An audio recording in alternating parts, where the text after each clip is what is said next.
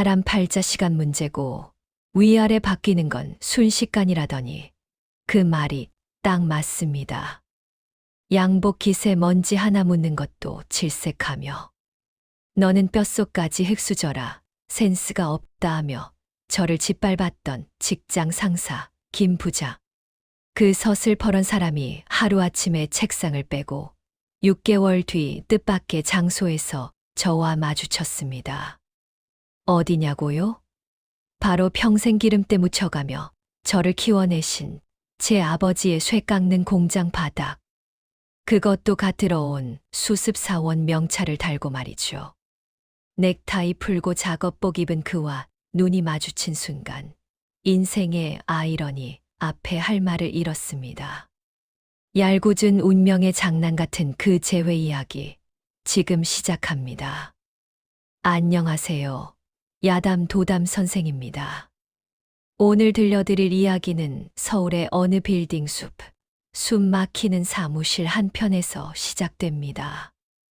우리네 40대, 50대 가장들, 다들 가슴 속에 사직서 한 장씩. 품고 살아도 목구멍이 포도청이라 참는다는 거. 제가 누구보다 잘 알죠. 사연의 주인공 박 차장도 그런 사람입니다.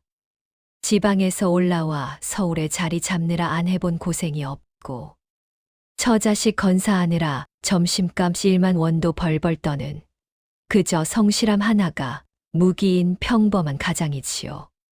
그런데 이 박 차장에게는 출근길 발걸음을 천근만근으로 만드는 저승사자 같은 존재가 하나 있었습니다. 바로 직속 상사 김 부장입니다. 김 부장, 이 사람은 겉보기엔 아주 번지르르합니다.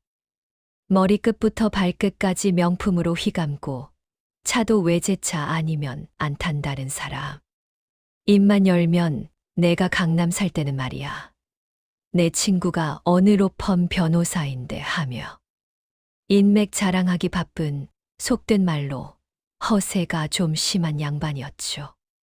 뭐 허세야 자기 만족이니 그렇다 칩시다. 문제는 이 김 부장의 그 잘난 척이 꼭 누군가를 깎아내려야 완성된다는 겁니다. 그리고 그 만만한 타깃이 바로 우리 묵묵한 박 차장이었고요. 사건이 있던 그날은 비가 추적추적 내리는 장마철이었습니다. 박 차장은 그날도 아내가 새벽부터 챙겨준 도시락을 들고 출근했습니다. 아이들 학원비라도 좀 보태보려고 시작한 도시락 생활이 벌써 1년째였죠. 점심시간이 되자 다들 삼삼오오 밥 사 먹으러 나가는데 김 부장이 박 차장 자리를 지나가다 멈춰 섰습니다. 코를 킁킁거리면서요. 어이쿠, 이게 무슨 냄새야. 박 차장, 자네 또 그 궁상맞은 도시락 싸왔어. 박 차장은 민망한 마음에 도시락통을 슬쩍 서랍 안으로 밀어넣으며 웃어넘기려 했습니다. 아, 예, 부장님. 집사람이 반찬 남는 거 처리해야 한다고 싸줘서요. 얼른 먹고 환기하겠습니다. 아니, 반찬 냄새가 아니라 자네한테서 나는 냄새 말이야. 특유의 찌든 내라고 해야 하나. 흙냄새 같은 거 있잖아. 나는 비위가 약해서 그런지 영 거슬리네. 사무실에 남아있던 여직원 몇 명이 킥킥대며 눈치를 봅니다. 얼굴이 화끈 달아오른 박 차장이 아무 말도 못하고 고개를 숙이자 김 부장은 한술 더 뜹니다. 자네는 그게 문제야. 사람이 좀 때깔이 나야 거래처에서도 대우를 해주지. 맨날 그 10년 된 것 같은 낡은 양복에 밥풀 묻은 넥타이에 그러니 만년 차장 신세 못 면하는 거야. 가난도 습관이라니까. 사람이 좀 격이 있어야지. 격이. 격. 그놈의 격. 김 부장이 입버릇처럼 달고 사는 단어였습니다. 박 차장의 주먹이 책상 아래서 부들부들 떨렸습니다. 당장이라도 도시락통을 집어던지고 들이받고 싶었지만 눈앞에 아른거리는 둘째 딸의 대학 등록금 고지서가 발목을 잡았습니다. 사실 박 차장 겉으로는 이렇게 구박받아도 속으로는 꽤 자부심이 있는 사람입니다. 아버지가 비록 건듯한 빌딩을 가진 재벌은 아니지만 성수동 뒷골목에서 40년 넘게 정밀 기계 부품을 깎아온 장인이시거든요. 성실 정밀이라는 작은 간판을 달고 있지만 알만한 대기업에서도 기술력 하나는 인정해서 굽실거리며 찾아오는 그런 알짜배기 공장 사장님이십니다. 박 차장은 아버지가 기름때 묻은 돈으로 자기를 대학 공부시키고 유학까지는 못 보내줬어도 남 부끄럽지 않게 키워주신 걸 자랑스럽게 여깁니다. 그래서 일부러 회사에는 아버지 이야기를 안 했습니다. 김 부장 같은 인간이 아버지가 공장 돌린다며 기름밥 먹는 집안이라 아들도 촌스러운가 보네 하고 비아냥거릴 게 뻔했으니까요. 그런데 그날 오후 김 부장의 만행은 도를 넘었습니다. 박 차장이 며칠 밤을 새워 올린 기획안을 김 부장이 읽어보지도 않고 툭 던져버린 겁니다. 종이가 팔랑거리며 바닥에 흩어졌습니다. 다시 해와. 이거 뭐, 내용이 구질구질해서 원. 자네는 보고서에서도 가난한 티가 나. 스케일이 작아, 스케일이. 쫌팽이처럼 이게 뭔가. 그러면서 자기 손목에 찬 번쩍이는 금장 시계를 툭툭 쳤습니다. 이 시계 하나가 자네 연봉 절반은 될 거다. 사람이 보는 눈을 높여야 일도 크게 하는 거야. 알겠어? 바닥에 떨어진 서류를 줍는 박 차장의 정수리 위로 비참함이 쏟아져 내렸습니다. 가난한 티라는 말. 그 말이 비수가 되어 가슴을 후벼 팠습니다. 내가 아끼고 사는 건 내 가족을 위한 훈장이지 남한테 비웃음 당할 죄는 아닌데 말입니다. 하지만 월급쟁이의 비애가 뭐겠습니까? 그저 죄송합니다. 시정하겠습니다. 하고 머리를 조아리는 것밖에 더 있겠습니까? 그날 퇴근길 박 차장은 집에 바로 들어가지 못하고 아버지 공장으로 향했습니다. 기계 돌아가는 소리, 쇠 깎는 냄새, 그리고 땀에 젖은 아버지의 등을 봐야만 마음이 좀 진정될 것 같아서였죠. 늦은 밤 공장 불은 여전히 켜져 있었습니다. 프레스기 돌아가는 소리가 심장 박동처럼 들려오는 공장 문을 열고 들어섰을 때 칠순이 다 된 아버지가 돋보기 안경을 끼고 도면을 보고 계셨습니다. 아버지, 저 왔어요. 우리 차장님 오셨나? 밥은? 기름때 낀 손을 작업복에 쓱쓱 깎으며 반겨주는 아버지. 그 투박한 손을 잡자마자 박 차장은 낮에 들었던 모욕들이 울컥 목구멍까지 차올랐습니다. 하지만 차마 말할 수 없었죠. 아버지, 저 회사에서 거지 취급받아요라고 어떻게 말하겠습니까? 그저 씁쓸한 소주 한 잔 들이켜며 속을 삭일 뿐이었습니다. 그런데 여러분, 사람 인생 참 모릅니다. 영원히 저 높은 곳에서 떵떵거리며 살 것 같았던 김 부장에게 그야말로 날벼락 같은 일이 벌어진 건 그로부터 딱 2달 뒤였습니다. 회사가 어려워지면서 대대적인 구조조정 칼바람이 불어닥쳤는데 그 1순위 타깃이 바로 연봉은 높고 실적은 바닥이던 입으로만 일하던 김 부장이었던 겁니다. 그리고 그 칼바람은 전혀 예상치 못한 곳에서 저와 김 부장을 다시 만나게 했습니다. 그해 가을 회사에 불어닥친 구조조정 칼바람은 정말 매서웠습니다.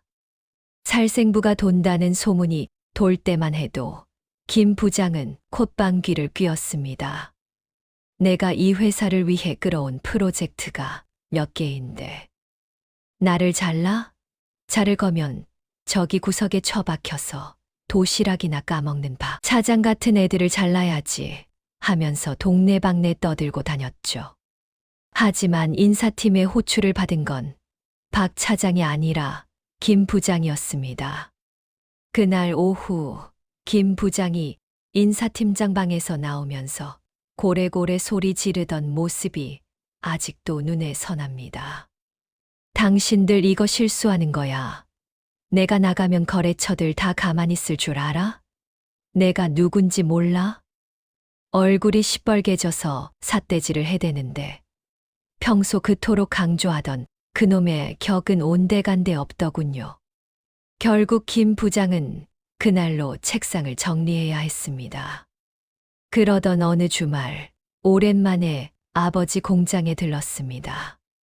아버지가 며칠 전 전화로 요즘 일감이 몰려서 눈코 뜰 새 없다다. 주말에 와서 장부 정리 좀 도와다오 하셨거든요. 토요일 오후 성수동 공장 골목은 기계 돌아가는 소리로 요란했습니다. 아버지, 저 왔습니다. 어유, 오늘따라 쇠 깎는 냄새가 진동을 하네요. 문을 열고 들어서자 위민거리는 소음 사이로 기름 냄새가 훅 끼쳐왔습니다. 아버지는 저 안쪽 선반 기계 앞에서 땀을 뻘뻘 흘리며 작업 중이셨습니다. 오냐 왔냐? 저기 사무실 들어가서 커피 한 잔 타 마시고 있어라. 내가 지금 이거 마저 깎아야 해서 정신이 없다. 직원들은 다 퇴근했어요? 혼자 하세요. 아니, 지난주에 고용센터 소개로 들어온 신입 하나 있어. 나이는 좀 있는데 하도 사정사정해서 써줬더니 영의를 못해. 굼뜨고 힘도 없고.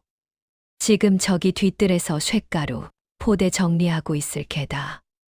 박 차장은 요즘같이 힘든 때에 나이 들어. 공장일 배우러 온 사람도 참 딱하다 생각하며 믹스커피 2잔을 탔습니다. 한 잔은 아버지 드리고 한 잔은 그 고생한다는 신입 직원 주려고 종이컵 2개를 들고 뒤뜰로 나갔죠. 뒤뜰에는 작업복을 입은 한 남자가 쭈그리고 앉아 낑낑대며 쇳가루가 담긴 무거운 마대 자루를 옮기고 있었습니다. 등판에는 성실정밀이라는 로고가 박힌 남색 조끼를 입고 머리에는 꼬질꼬질한 캡모자를 푹 눌러 쓴 채였죠. 저기요, 선생님. 잠깐 쉬었다 하세요. 커피 한 잔 드시고요. 박 차장이 말을 걸자 그 남자가 흠칫 놀라며 어깨를 움츠렸습니다. 아, 예. 감사합니다. 목소리가 왠지 낯익었습니다. 아주 낮고 잔뜩 주눅든 목소리.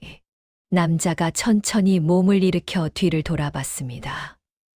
얼굴에는 검은 기름때가 덕지덕지 묻어 있고 땀과 먼지가 뒤엉켜 꼬질꼬질한 몰골. 하지만 박 차장은 그 눈을 보자마자 들고 있던 종이컵을 떨어뜨릴 뻔했습니다. 비록 명품 안경 대신 뿔테 돋보기를 썼고 잘 빗어 넘긴 머리 대신 헝클어진 머리카락이 삐져나와 있었지만 그 사람은 분명 김 부장이었습니다. 김 부장님? 박 차장의 입에서 저도 모르게 예전 호칭이 튀어나왔습니다.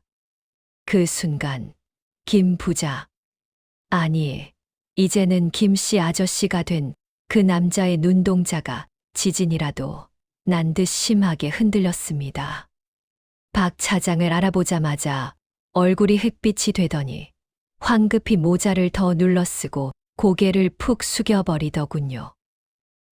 아, 사람 잘못 보셨습니다. 김 부장은 도망치듯 마대 자루 뒤로 숨으려 했습니다. 하지만 좁은 뒤뜰에서 어디로 숨겠습니까? 박 차장은 멍하니 그 모습을 바라봤습니다. 불과 6개월 전 너한테는 간한 냄새가 난다며. 코를 막던 그 당당하던 김 부장이 지금 제 아버지 공장 바닥에서 그것도 제일 밑바닥 일을 하는 수습사원으로 제 앞에 서 있는 겁니다. 그때 공장 안에서 아버지의 목소리가 우렁차게 들려왔습니다. 어이, 김씨, 김씨 어디 갔어? 거기기. 쇳가루 다 치웠으면 이리 와서 바닥에 기름 걸레질 좀 해. 동작이 굼떠서야 원, 밥값이나 하겠나. 아버지의 호통에 김 부장이 조건반사적으로 갑니다. 사장님, 하고 대답을 하더군요. 그 목소리는 예전 회사에서 사장님께 아부 떨던 그 톤이 아니라 목구멍이 포도청이라 살기 위해 쥐어짜 내는 비굴하고 절박한 목소리였습니다. 김 부장은 박 차장의 눈을 피하며 마치 죄인처럼 어정쩡한 걸음으로 공장 안으로 들어갔습니다. 그가 지나간 자리엔 그토록 혐오하던 싸구려 쇠 냄새와 땀 냄새만이 진하게 남았습니다. 점심시간 공장 근처 허름한 순댓국집이었습니다. 아버지, 그리고 김 부장. 이 기묘한 조합의 세 남자가 한 테이블에 앉았습니다. 뚝배기 끓는 소리만 요란할 뿐 숨 막히는 정적만이 감돌았지요. 아버지는 아무것도 모른 채 김 부장에게 깍두기 접시를 밀어주며 훈계를 시작하셨습니다. 김씨, 밥 많이 먹어도 오후에는 물량 더 들어오니까 정신 바짝 차려야 해. 그리고 자네 일머리가 너무 없어. 내가 아들 보기 민망해서 하는 말인데 우리 아들은 대기업에서 차장 달고 기획팀 에이스로 날리는 놈이야. 자네도 왕년에 회사 다녔다며. 근데 왜 이렇게 일하는 게 어설퍼. 김 부장은 쥐구멍이라도 있으면 들어가고 싶은 표정으로 고개를 푹 숙인 채 숟가락만 만지작거렸습니다. 얼굴이 벌겋게 달아올라 터질 것만 같았죠. 아버지. 그만하세요. 식사하시게 두세요. 박 차장이 말리자 아버지는 혀를 끌끌 차며 국밥을 드셨습니다. 그래, 먹자 먹어. 김씨, 자네가 하도 사정사정해서 써주는 거니까 제발 우리 아들 반만이라도 닮아봐. 성실하게, 요령 피우지 말고. 우리 아들 반만 닮아봐라. 그 한마디가 김 부장의 가슴에 비수가 되어 꽂히는 듯 했습니다. 몇 달 전까지만 해도 박 차장, 너는 싹수가 노랗다고 호통치던 그가 이제는 그 박 차장의 아버지 밑에서 아들 반만 닮으라는 꾸지람을 듣고 있으니 말입니다. 식사가 끝나고 아버지가 먼저 계산하러 나가자 테이블엔 박 차장과 김 부장 단둘만 남았습니다. 김 부장은 여전히 고개를 들지 못했습니다. 부장님. 박 차장이 먼저 입을 열었습니다. 아니, 김씨 아저씨라고 불러야 하나요? 어떻게 된 겁니까? 스카우트 제의 받았다면서요. 더 좋은 데로 가신다면서요. 비꼬는 게 아니었습니다. 정말 궁금해서 그리고 눈앞에 현실이 믿기지 않아서 던진 질문이었습니다. 그제야 김 부장이 천천히 고개를 들었습니다. 눈가가 벌겋게 충혈되어 있더군요. 박 차장. 아니, 박 선생님. 저 좀 모른 척 해주시면 안 됩니까? 제발 부탁입니다. 사장님이 아시면 저 당장 잘립니다. 그 거만하던 말투는 온데간데 없고 떨리는 목소리로 애원하는 중년의 남자만 남았습니다. 그러니까 왜 여기 계시냐고요. 그 좋던 차는요. 그 번쩍거리던 시계는 다 어디 갔습니까? 김 부장이 한숨을 푹 내쉬더니 떨리는 손으로 물컵을 쥐었습니다. 다 날렸어. 퇴직금 받은 거 친구 놈이 투자하라는 코인에 다 때려 박았다가 하루아침에 휴지 조각됐어. 아파트 담보 대출 받은 것까지 싹 다. 마누라, 돈 떨어지니까 제일 먼저 등 돌리더라. 위자료 안 청구할 테니까 이혼 도장만 찍고 나가래. 애들도 아빠가 돈 못 벌어오니까 사람 취급도 안 하고 갈 데가 없었어서 찜질방 전전하다가 여기까지 흘러들어온 거야. 기술은 없고 나이는 먹었고 받아주는 데가 여기밖에 없었어. 김 부장의 눈에서 굵은 눈물방울이 뚝 하고 국밥 국물 위로 떨어졌습니다. 박 차장, 내가 자네한테 못할 짓 많이 한 거 알아. 냄새 난다고 구박하고 무시하고 내가 천벌 받은 거야. 근데 나 지금 당장 여기 잘리면 갈 데가 없어. 고시원비도 밀렸단 말이야. 제발 아버지한테는 비밀로 좀 해줘. 응, 내가 이렇게 빌게. 박 차장은 기가 막혔습니다.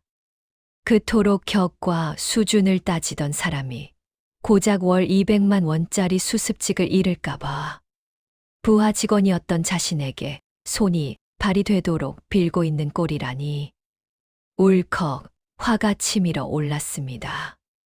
불쌍해서가 아니라 그동안 당했던 서름이 생각나서요. 부장님, 기억나세요? 저한테 냄새 난다고 하셨죠. 간한 냄새, 찌든 내 난다고. 격이 떨어진다고. 미안해. 내가 입이 10개라도 할 말이 없어. 그 냄새 나는 도시락, 우리 아버지가 새벽부터 일어났어. 이 공장 기름 냄새 맡아가며 번 돈으로 싼 밥이었어요. 부장님이 그토록 혐오하던 그 쇠 깎는 냄새가 저를 키웠고 제 가족을 먹여 살렸다고요. 근데 뭐요? 흙수저, 냄새, 저희 아버지는요. 이 기름밥 드시면서도 직원들 월급 한 번 밀린 적 없으세요. 부장님처럼 겉만 번지르르 하고 속은 텅 빈 사람이랑은 차원이 다른 분이라고요. 근데 감히 누가 누굴 평가해요? 김 부장은 고개를 푹 숙인 채 어깨를 들썩이며 흐느꼈습니다. 나 좀 살려줘, 박 차장. 아니, 아드님. 내가 잘못했어. 여기서 일하게만 해줘. 땀 흘려서 돈 버는 게 이렇게 힘든 줄 몰랐어. 이 돈이라도 벌어야 내가 사람 구실할 거 아니야. 그때 식당 문이 열리고 아버지가 들어오셨습니다. 아니, 둘이서 무슨 이야기를 그렇게 심각하게 해? 김씨, 왜 울어? 국밥이 매워? 사내놈이 눈물은. 얼른 일어나. 오후 작업 들어가야지. 이번에 들어온 주문 기한 못 맞추면 우리 공장 문 닫아야 해. 밥값 했으면 가서 땀 흘려야지. 김 부장은 황급히 눈물을 옷소매로 훔치며 벌떡 일어났습니다. 예, 알겠습니다, 사장님. 가겠습니다. 아버지가 박 차장에게 물었습니다. 근데 저 양반 너랑 아는 사이냐? 아까 보니까 분위기가 묘하던데. 박 차장은 잠시 망설였습니다. 저 사람 옛날에 저 괴롭히던 상사예요. 잘으세요. 이 한마디면 복수는 완성됩니다.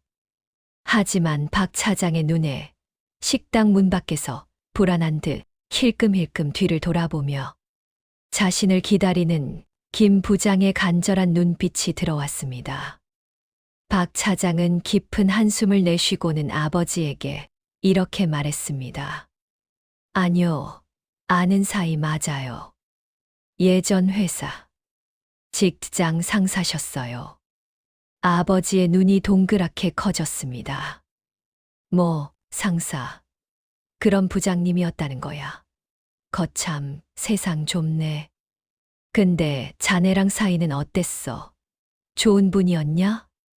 박 차장은 잠시 침묵하다가 담담하게 대답했습니다. 네, 뭐. 일 하나는 깐깐하게 가르쳐 주신 분이죠. 아버지, 저분 지금 사정이 딱해요. 갈 데도 없고 여기서 쫓겨나면 정말 끝장이래요. 그러니까 아버지께서 좀 데리고 있어 주세요. 대신에 아주 호되게 가르치세요. 기름밥 먹는 게 얼마나 힘든 건지 뼈저리게 느끼도록요. 아버지는 아들의 깊은 뜻을 알아챘는지 빙그레 웃으며 고개를 끄덕이셨습니다. 오냐, 알았다. 내가 부탁하는 건데 내가 거절하겠냐. 걱정 마라. 내 기술 하나는 제대로 전수해 줄 테니. 식당을 나와 공장으로 돌아가는 길, 김 부장이 쭈뼛거리며 박 차장 앞을 가로막았습니다. 눈에는 물기가 가득했죠. 박 차장. 아니, 박 선생님. 말씀 잘해 주신 건가? 박 차장은 김 부장의 눈을 똑바로 쳐다보며 말했습니다. 사장님께 말씀드렸습니다. 예전 회사에서 저한테 업무 아주 혹독하게 가르쳐 주신 선배님이라고요. 그래서 기술도 혹독하게 배워야 할 거라고 했습니다. 김 부장의 입술이 파르르 떨렸습니다. 안도감과 고마움 그리고 부끄러움이 뒤섞인 표정이었습니다. 고마워. 진짜 고마워. 이 은혜 평생 안 잊을게. 은혜는 무슨요? 부장님, 여기는 입으로 일하는 곳 아닙니다. 몸으로, 땀으로 증명하는 곳이에요. 그 비싼 자존심, 그놈의 격 다 버리고 진짜 땀 한 번 흘려보세요. 그럼 아실 겁니다. 제 몸에서 나던 그 냄새가 비웃음 당할 냄새가 아니었다는 걸요. 그로부터 1년이 지났습니다. 박 차장은 다시 그 회사에서 부장으로 승진했고 공장에는 새로운 공장장이 생겼습니다. 바로 김 공장장입니다. 주말에 박 차장이 반찬 좀 챙겨 들고 공장에 갔더니 김 부장, 아니 김 공장장이 새까만 기름때가 낀 목장갑을 끼고 기계를 능숙하게 돌리고 있었습니다. 예전에 그 뱃살은 쏙 빠지고 얼굴은 검게 그을려 훨씬 건강해 보였습니다. 박 차장 왔어? 이제는 제법 목소리에 힘이 들어간 김 공장장이 사람 좋게 웃으며 반겨줍니다. 오셨어요? 이제 기계 소리만 들어도 어디가 고장인지 아신다면서요. 에이, 사장님 따라가려면 멀었지. 그래도 이제 밥값은 해. 야, 이리 와서 이것 좀 봐. 이번에 내가 깎은 부품인데 오차가 0.01mm도 안 나. 기가 막히지 않냐? 자기가 깎은 쇠붙이를 자식 자랑하듯 보여주는 그 얼굴에서 예전에 그 허세와 도끼는 찾아볼 수 없었습니다. 대신 그 자리엔 장인 정신, 비스무리한 자부심이 채워져 있었습니다. 박 차장, 그때 나 안 내치고 받아줘서. 사람 만들어줘서 정말 고맙다. 두 남자의 술잔이 챙 하고 부딪혔습니다. 명품 양복 대신 땀에 젖은 작업복을 입고 고급 레스토랑 대신 공장 평상에 앉아있지만 두 사람의 표정은 그 어느 때보다 편안하고 격이 있어 보였습니다. 진정한 격이란 옷차림이나 직함에서 나오는 게 아니라 삶을 대하는 태도와 땀방울의 무게에서 나온다는 걸 두 사람은 이제 너무나 잘 알고 있었으니까요.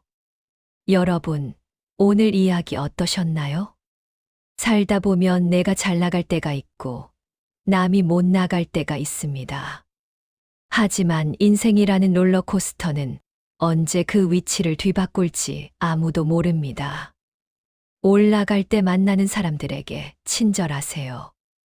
내려올 때 다시 만날 사람들이니까요. 지금까지 여러분의 속마음을 읽어주는 야담 도담 선생이었습니다.